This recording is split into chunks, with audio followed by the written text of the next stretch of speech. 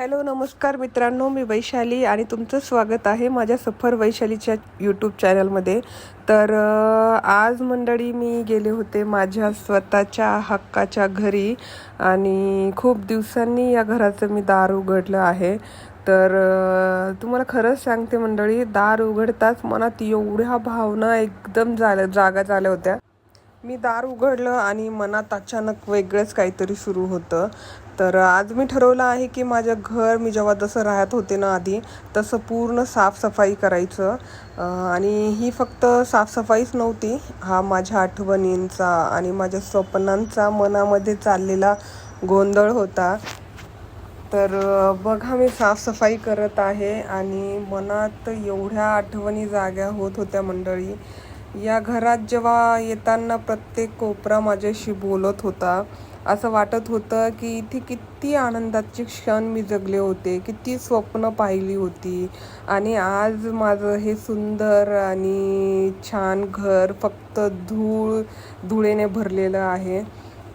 आज घरात धूळ आहे पण आठवणी अजूनही ताज्या आहेत. आज प्रत्येक वस्तू हातात घेताना एकच आठवण समोर येत होते की मी सगळं किती प्रेमाने सजवलं होतं, माझं घर कसं ठेवलं होतं.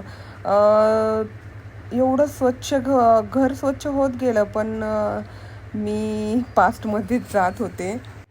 कधी कधी आयुष्यात आपल्या मनाप्रमाणे काहीच चालत नाही, पण आज माझं घर आहे, माझं स्वतःचं हक्काचं असं घर आहे, तरीही मला माझ्या आईच्या एका छोट्याशा खोलीत राहावं लागत आहे. हे सांगताना वाईट वाटतं, पण हीच आजची वास्तव स्थिती आहे माझी. कधी विचारही केला नव्हता मी की असा पण दिवस येईल. पण एक गोष्ट नक्की शिकले मी की परिस्थिती कितीही कठीण असली ना, तरी माणसाने स्वतःला कधीच इमोशनल होऊन विचार करून काहीही होणार नाही आहे. त्या परिस्थितीला सामोरं जाणं हेच सर्वात महत्त्वाचं असतं. आज मी पुन्हा उभी राहिले आहे, पुन्हा उभं राहण्याचा प्रयत्नही करत आहे. माझ्या मुलासाठी, माझ्या स्वप्नांसाठी आणि माझ्या स्वतःच्या ओळखीकरता मी आज पुन्हा उभं राहण्याचा प्रयत्न करत आहे. तर मी जिमला जाते, मी छोटे मोठे केक बनवते, ब्लॉग बनवते आणि मंडळी, ब्लॉग बनवायचं कारणही माझं तेच आहे की मला या सिच्युएशनमधून बाहेर पडायचं आहे.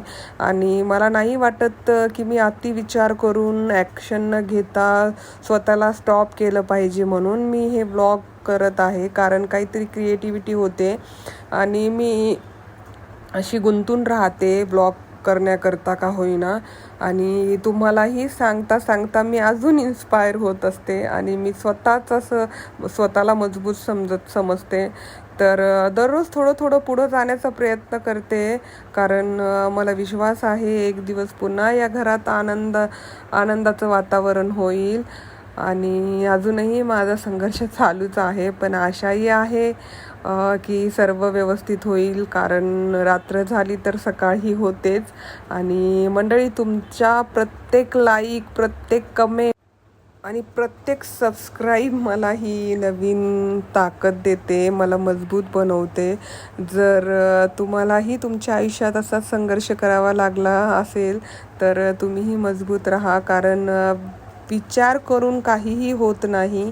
माणूस उलट जास्तच गुंतत जातो. तर ॲक्शन घेणं हे महत्त्वाचं असतं. माझ्या आयुष्यात अजूनही संघर्ष आहेच, पण मला होप्स पण आहेत. तर तुमच्यापर्यंत माझी स्टोरी ही पोहोचली आहे आणि तुम्ही पूर्ण बघितली आहे. तर प्लीज लाईक करा, सबस्क्राईब करा आणि कमेंट करायला विसरू नका.